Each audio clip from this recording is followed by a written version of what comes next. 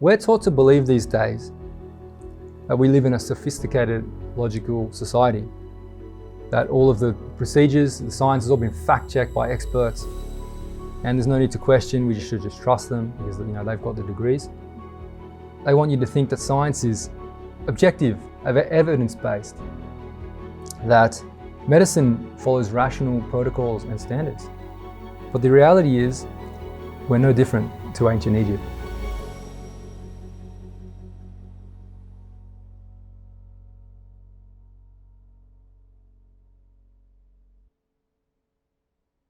The world that we live in is just so full of sorcery.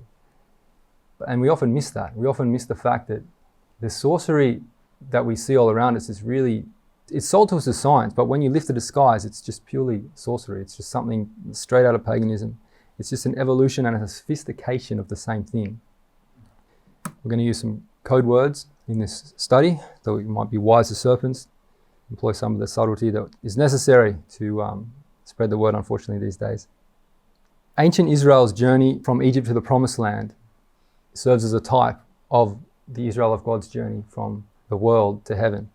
The trials and hardships, their shortcomings, are a mirror of the same things that God's people go through as they journey from the bondage of sin to that character perfection needed as we enter heaven, to enter heaven.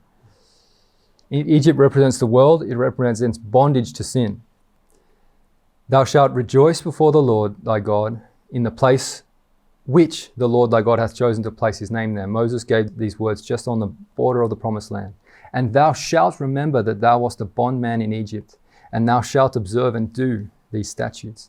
So to remember your bondage to sin when you're in the world is just as important as to observe and do God's statutes. It saves you so much failure when you remember how bad your life was before God had stepped in. And Paul says this in the New Testament, but God be thanked that ye were the servants of sin, but ye have obeyed from the heart that form of doctrine which was delivered you.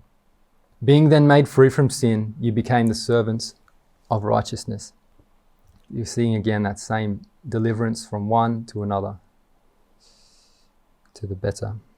Heaven begins here, we're told. It absolutely does. God's people are called a peculiar treasure in the Bible. Notice the timing of this when God said this the first time.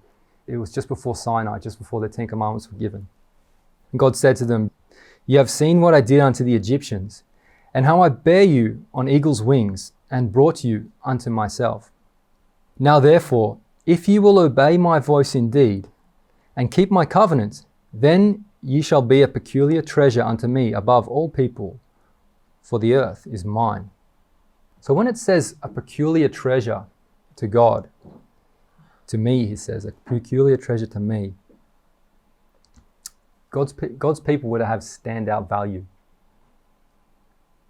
And it really means a jewel, a treasure. It actually literally means shut up, like closed. And in a sense, God's people are. They're shut off from the idolatry and the sin of the world. But peculiar, I like the rendering of peculiar because it can mean strange in our language. But it's certainly something that's distinctive, that stands out. The other nations in the world were so debased by idolatry and sin that for a people to not be consumed by those things, that's the reason they were to be peculiar, to stand out.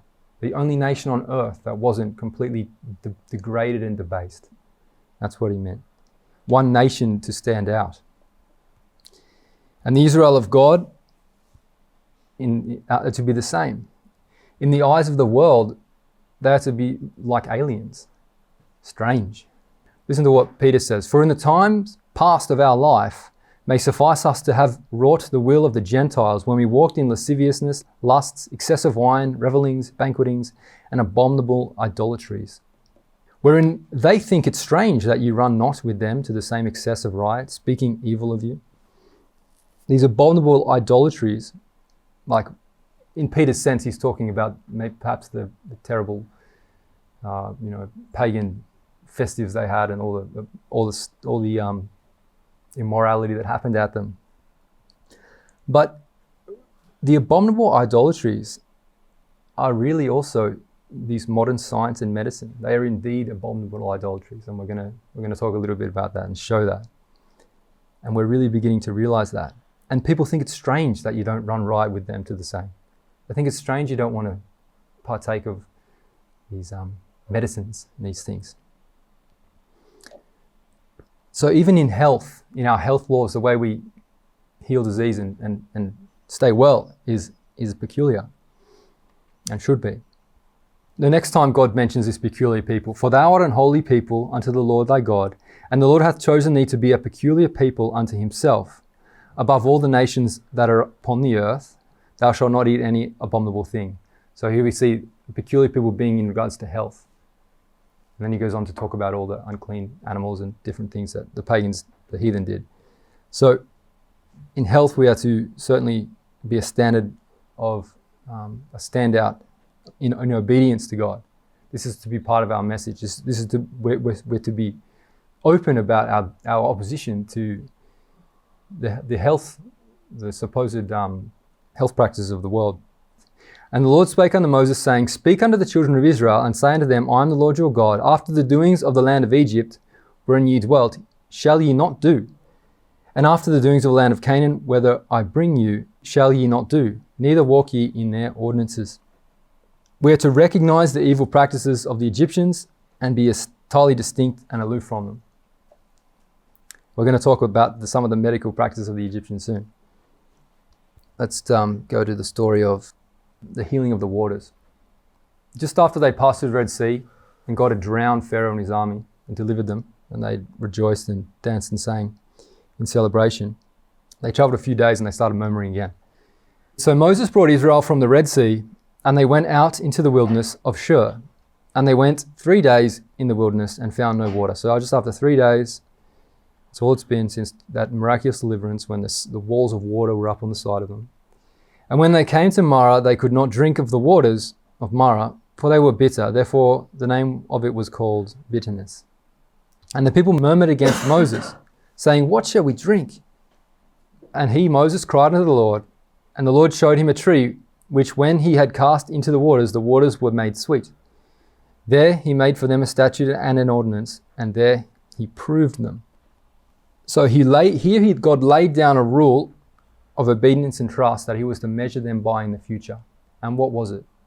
And he said, If thou wilt diligently hearken to the voice of the Lord thy God, and will do which is right in his sight, and will give ear to his commandments, and keep all his statutes, I will put none of these diseases upon thee which I have brought upon the Egyptians, for I am the Lord that healeth thee.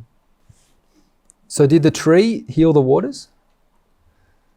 No, the tree wasn't the power that healed the waters. It was God's miraculous interposition that healed the waters.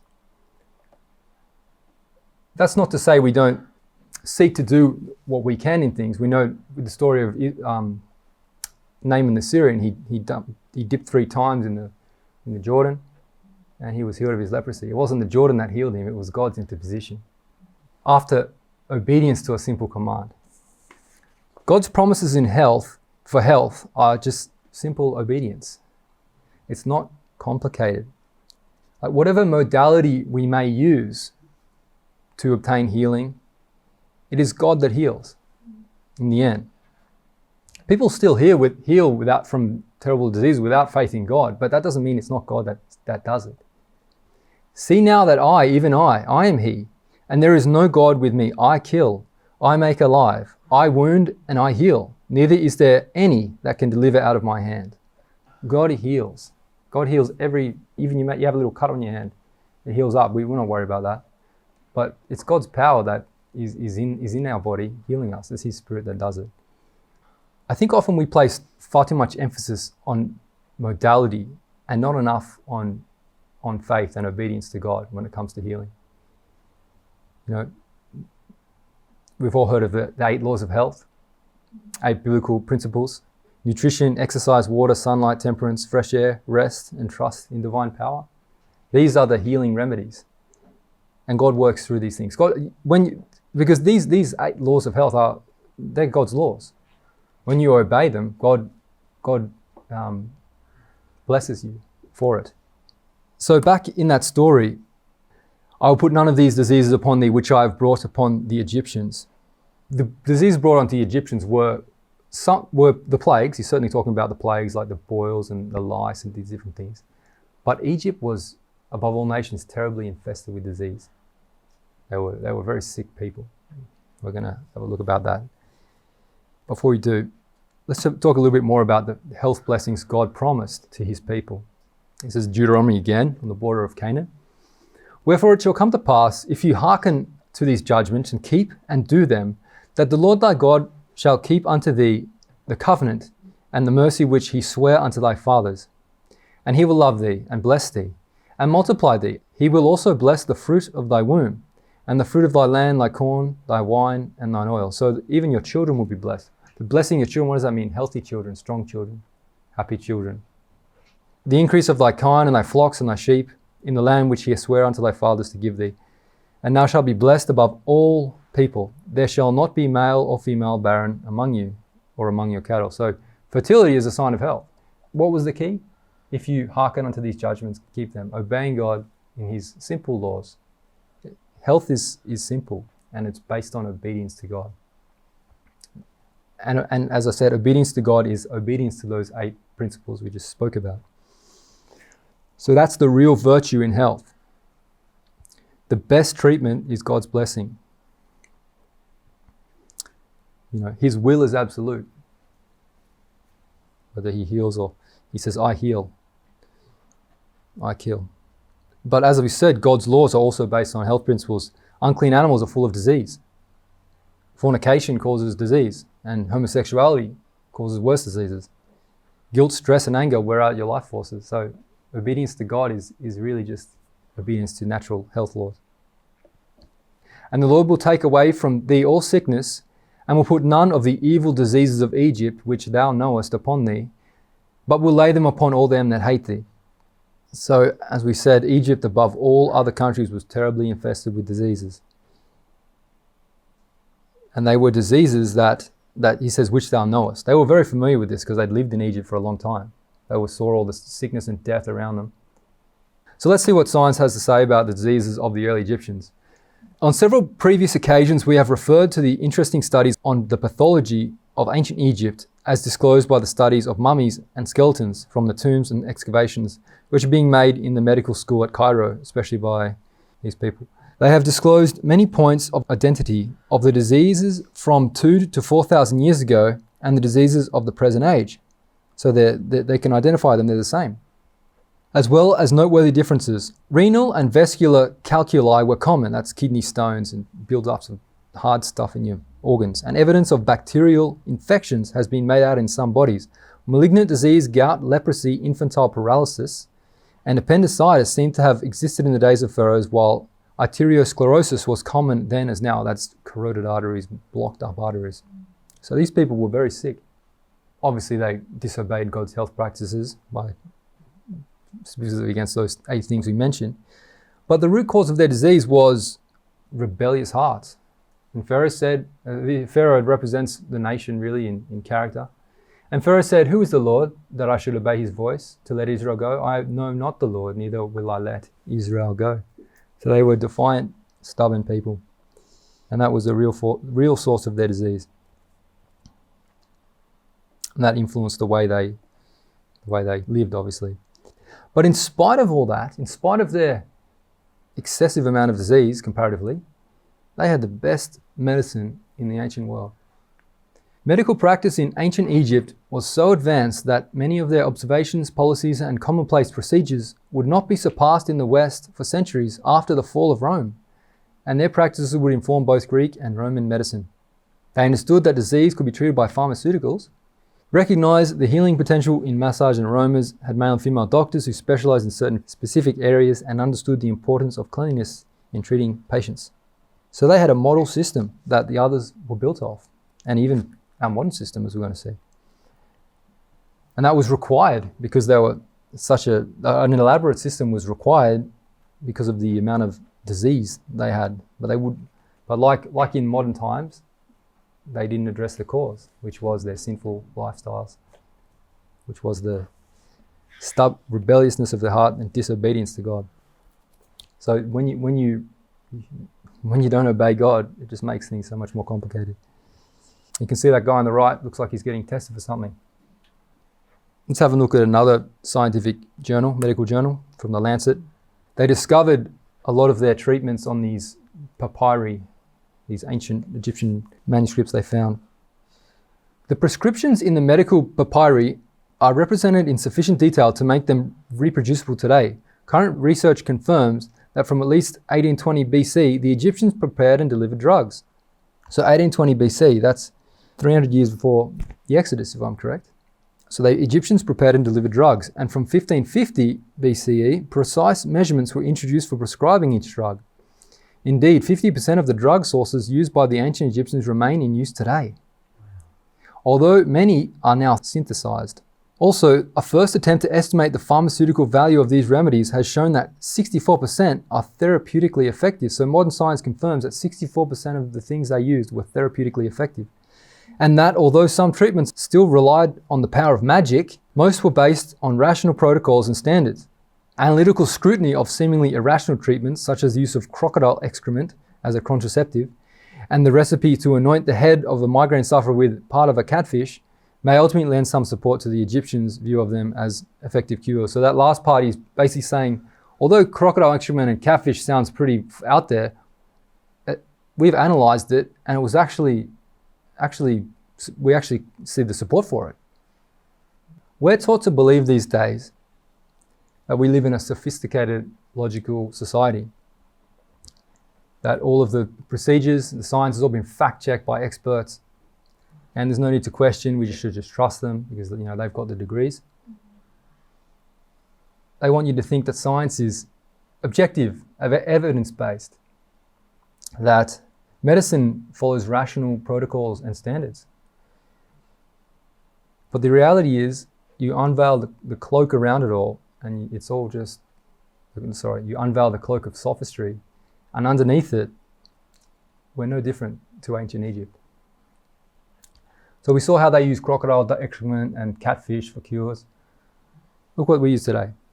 When Salk developed his first poison arrow, instead of using human tissues, as did the scientist who won a Nobel Prize for first growing poliovirus in tissue culture, he used minced up rhesus macquarie monkey kidneys, which were remarkably efficient poliovirus factories. They used minced up kidneys to culture these viruses for their poison arrows. Another thing, mouse brain derived Japanese encephalitis poison arrow. So they use mouse brain also in the production of one of these poison arrows. The subscriber to 21st Science will tell you yes, they use mouse brains and monkey viruses, but you don't understand the science behind it all. You don't understand the science. The Egyptian sorcerer will tell you, yes, we use crocodile excrement, but you don't understand the science. Does it not work? Is mouse brain not effective in culturing viruses? Of course it is. See, the rationality is the same. Another thing modern science uses, lung tissue of an aborted male fetus is not in the poison arrow, they say, but then they go on to say it does. There are no fetal cells used in any poison arrow production process, Dr. Michael Head said.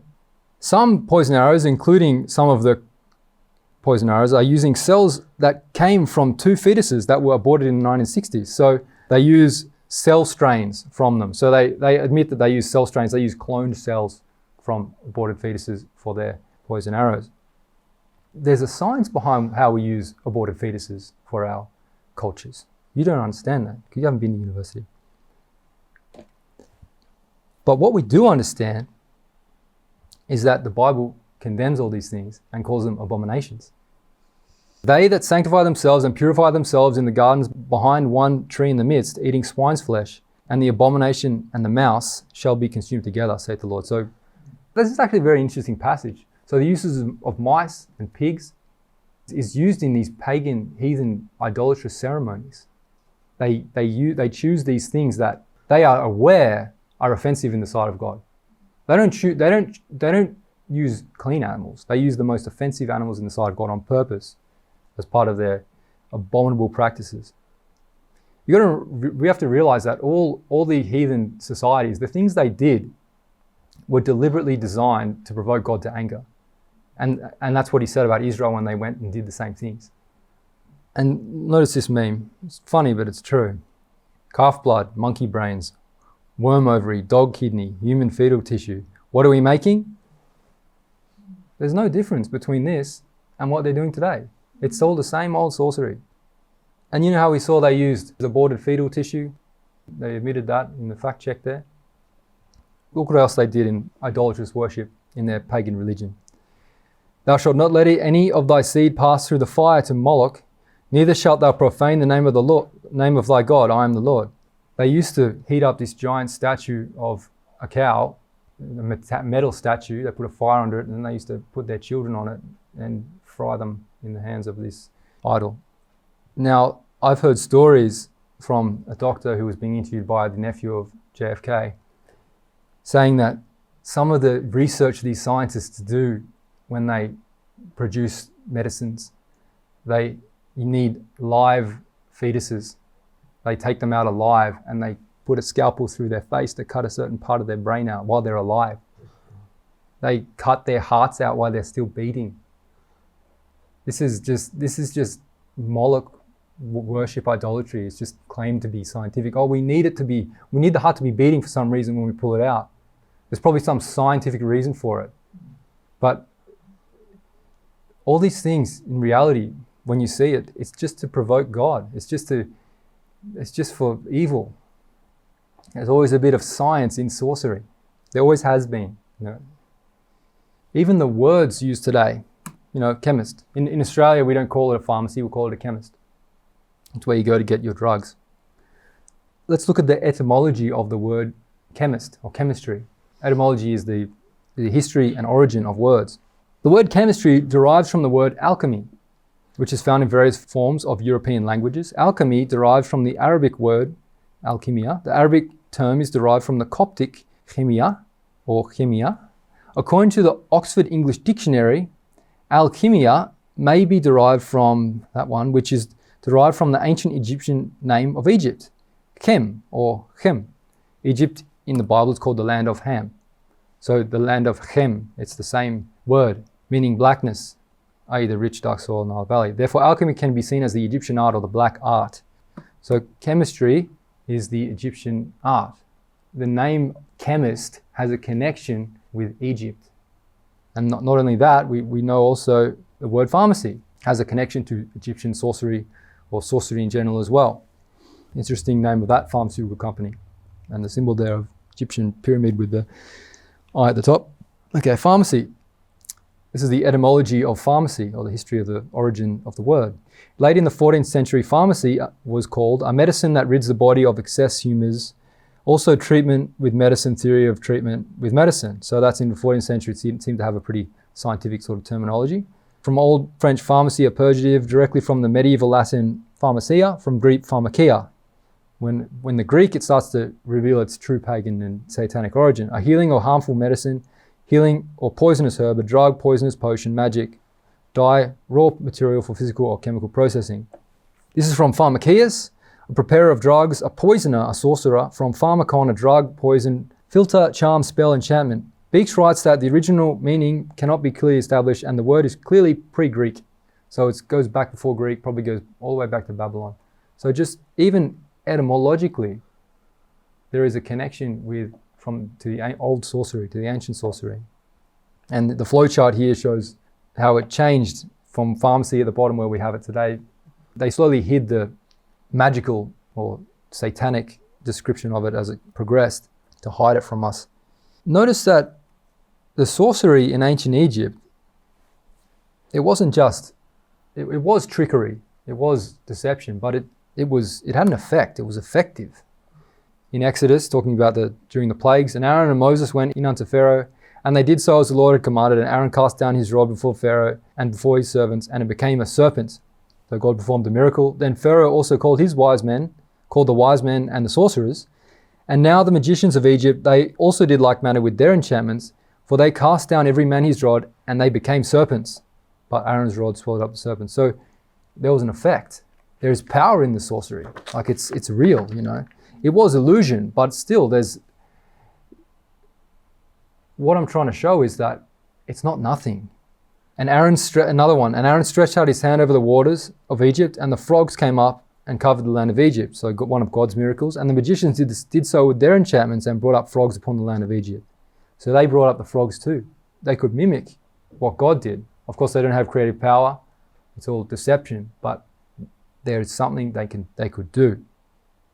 But what they couldn't do was remove the frogs. They couldn't remove the plagues, because Pharaoh had to keep coming back to Moses and saying and appealing to him to remove the plagues.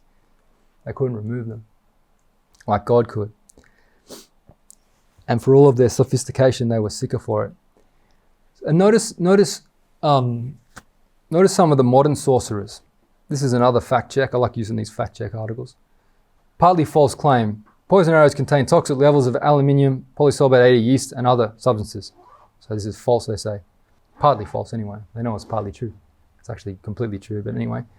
They admit there's aluminium in there. Aluminium can be found in several poison arrows, including DTaP and hepatitis A. The US Centers for Disease Control and Prevention writes that aluminium, a naturally occurring metal also present in nature, has been used safely in poison arrows for decades. So mercury is present in nature, and lead. Does that make it safe? Aluminium salts as a poison arrow adjuvants or ingredients used to help stimulate a stronger immune response in the body. So what's the reason they do it? It's an adjuvant. It stimulates a stronger immune response in the body. And I'm sure it does. Your body reacts to that because it's poison and it's been put in your body. Your body has a reaction to it. So they can prove, yeah, look, it does something. Just like Pharaoh, look, we brought up the frogs. Brought up we got serpents too. They can't, like Pharaoh couldn't remove the frogs from Egypt, they can't remove the terrible side effects that always come with it. You know, aluminium is connected with Alzheimer's disease. Another characteristic of sorcerers throughout the ages is it's always to do with gain. They're really getting rich by it. You remember the guys, the sorcerers that were up against Daniel? They were always trying to put him in to get him killed by the kings because they were jealous of him. So he was taking their place.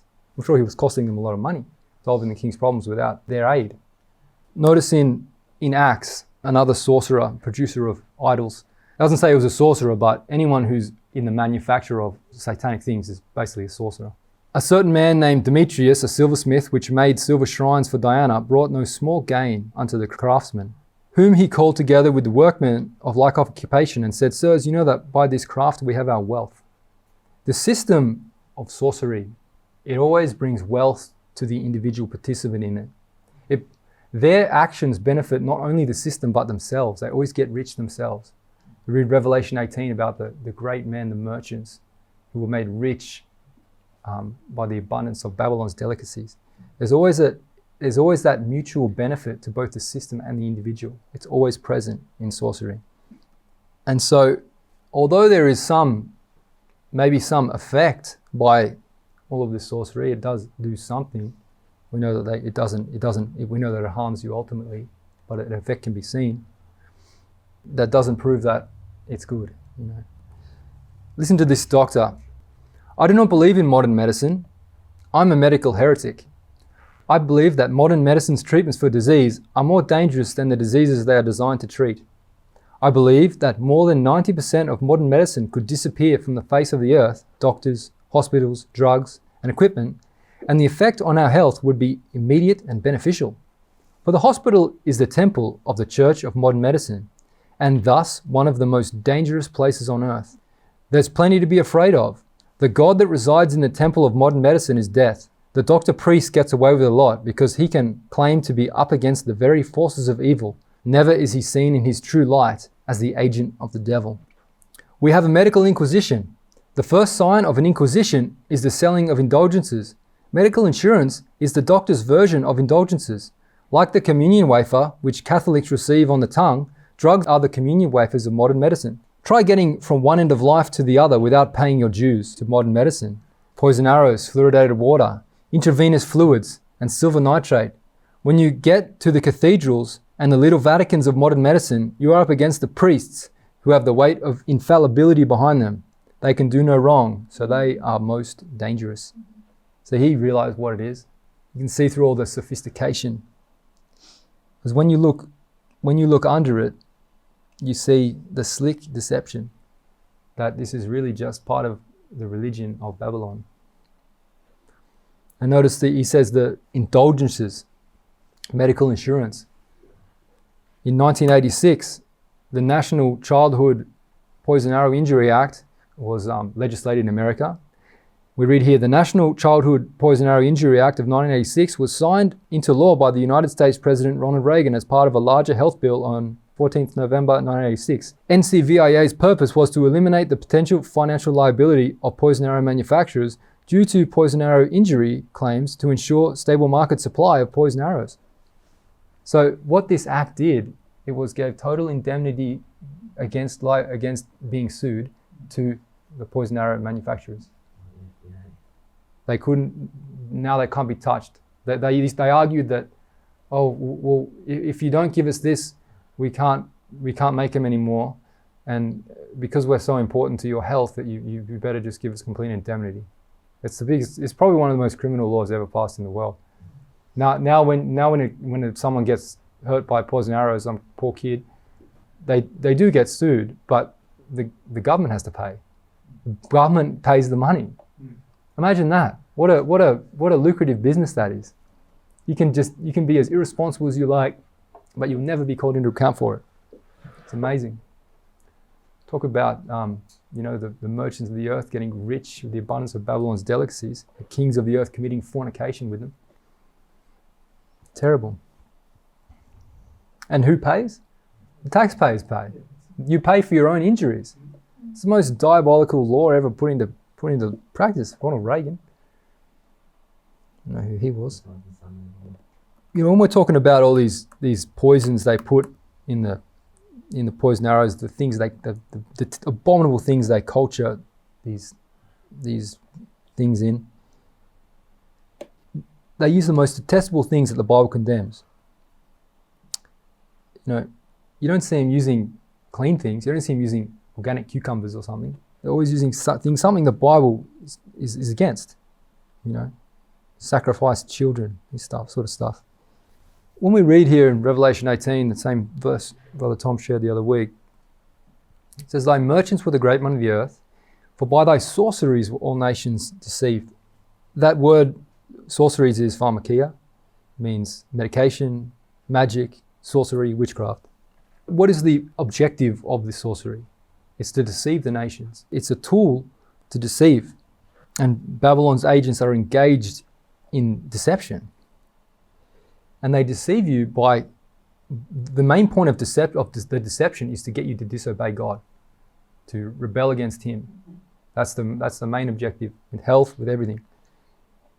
And by accepting modern medicine and their poison arrows, you are really giving the nod to the use of all these abominations that the Bible calls out. You're giving the nod to the murder of the children that were used to create them. You're siding with Babylon in this, when you know. They even tell you you're participating in satanic practices. Look at this serpent. This is the bowl of Hygeia, the serpent wrapped around the cup of poison. The serpent represents the wisdom. He's drinking from the bowl of wisdom. And in the caduceus, the serpent is a symbol of Satan. So they're telling you, they're quite open about the fact that Satan is the god of this religion that is modern medicine. And these symbols, by you seeing these symbols all over everything, they're actually obtaining your consent. By ignoring them, you're actually giving your will to, you're willing to engage with the demon spirits behind it all. And willful ignorance is condemned by the Bible. God, the Bible says God winks our ignorance. But now He calls all men to repent. There's a point when God's trying to reach people their whole lives with everything, with religious truth, with health truth, everything. He's always trying to reach you. And just because you didn't know something doesn't mean that you'll somehow be not guilty of it. Read this quote. God will not condemn any at the judgment because they honestly believed a lie or conscientiously cherished error, but it will be because they neglected the opportunities of making themselves acquainted with truth. The infidel will be condemned, not because he was an infidel, but because he did not take advantage of the means God has placed within his reach to enable him to become a Christian. So just because you didn't know something doesn't mean you're not going to be condemned. God has placed opportunities of being acquired with truth in everyone's way. And that is equally true with being a Christian as it is with all these sorceries that are being presented as medicine. You know that the information of the dangers of poison arrows are within the reach of all in this time. There's a great couple of movies. There's part 1 and part 2. God is behind all these things. And I'm sure most family members have got someone who's shared something with them. These are warnings from God. These are all warnings from God that he's giving through different ways to try and save people from the terrible results that are going to happen from this super high-tech GMO poison arrow that's being introduced and given to the world now. And unfortunately, those that have rejected the warnings are going to certainly pay dearly with their health in suffering. But notice that the sorceries are there to deceive the nations. All these drugs and poison arrows are tools they use for deception. They blur your ability to reason. They make you sick. They make you dependent, so that if you don't, once you take, for example, the childhood poison arrows they give them, they ruin them for life. They ruin the immune system, some worse than others. But that makes you then need to rely on the Ritalin they give you to control that ADD, or the other many diseases that are caused by them. So their goal is to make you dependent upon them. And I'm sure the GMO poison arrow of 2021 is going to be the same. It might keep you alive, but you're going to have to continually be topped up by different things. It's to keep you dependent. So what they're doing is setting you up to receive the mark of the beast, because you will need to. The more you buy into this system, the more dependent upon it you become. So when it comes to the mark of the beast, and you're so sick that you can't even do anything, you'll need to accept it. It's a terrible hook that they're drawing people into. And notice the sorcery practiced in Revelation 13. It says, "And he deceives them that dwell on the earth by the means of those miracles which he had power to do in the sight of the beast." The fire from heaven is a way to deceive them that dwell on the earth, just like the sorceries are to deceive the nations. This fire from heaven is also pharmakia. This is sorcery, because it deceives. It's a mode to deceive you into worshipping the beast, to worshipping Satan. Tarot cards, spell books, what are they? Paper and paint, words on a page. This is also sorcery. This is pharmakia. The point I'm trying to bring out is it's a modality used to give consent to evil agencies. They put their symbols on it. This picture is also sorcery. What do they use for this? They use costumes, cameras. This is sorcery also, because it's to deceive you into believing you live on some silly thing in the background there. You see the logo there, the NASA logo with the forked tongue and the Ouroboros and all that. That's their calling card. You're consenting to be part of this satanic things. So the willingness to engage with these spirits is the key. This is also sorcery. The first one on the left made with a paintbrush, the one in 1975. The others are just made with Photoshop. So Photoshop can also be used for sorcery, to deceive people that they live on a spinning ball.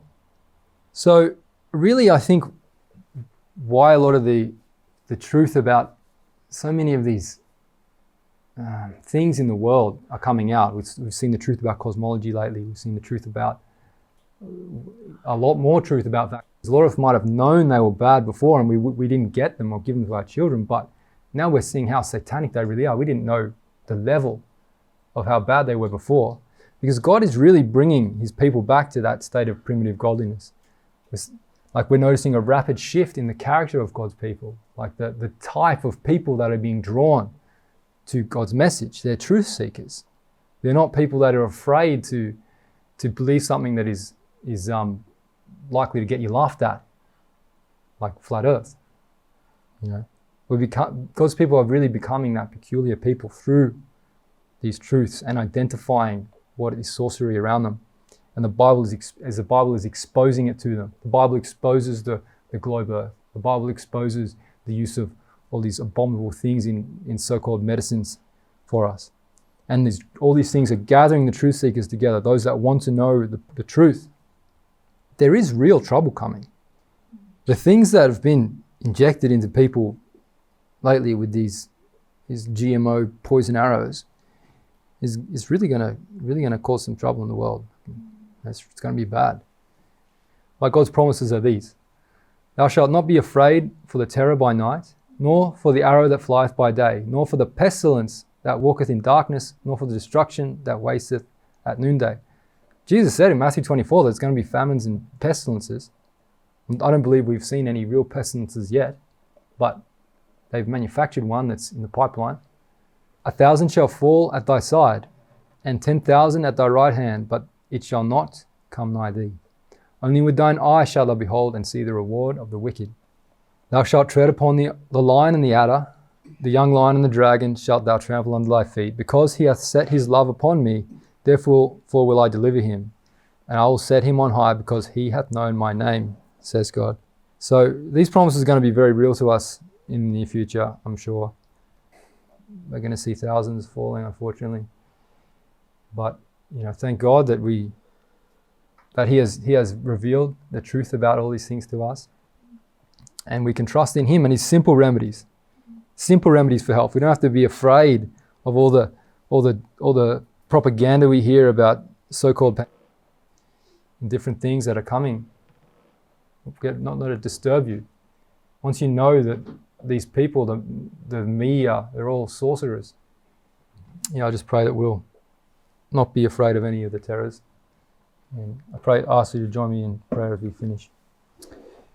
Dear Father in heaven, we thank you for your word. We thank you that it points out the way that you have chosen to keep us well, and also expose the ways of Egypt and the ways of the world as harmful and abominable and causing only death. And we just pray that you'll help us to help share this message. We know there are many truth seekers out there who want to walk with you. We pray that you'll equip us with the tools we need. Help us to be that peculiar people that we might stand out and thereby draw those who also love truth to you. We thank you for this Sabbath. We pray you bless us the rest of the day, and we pray in Jesus' name. Amen.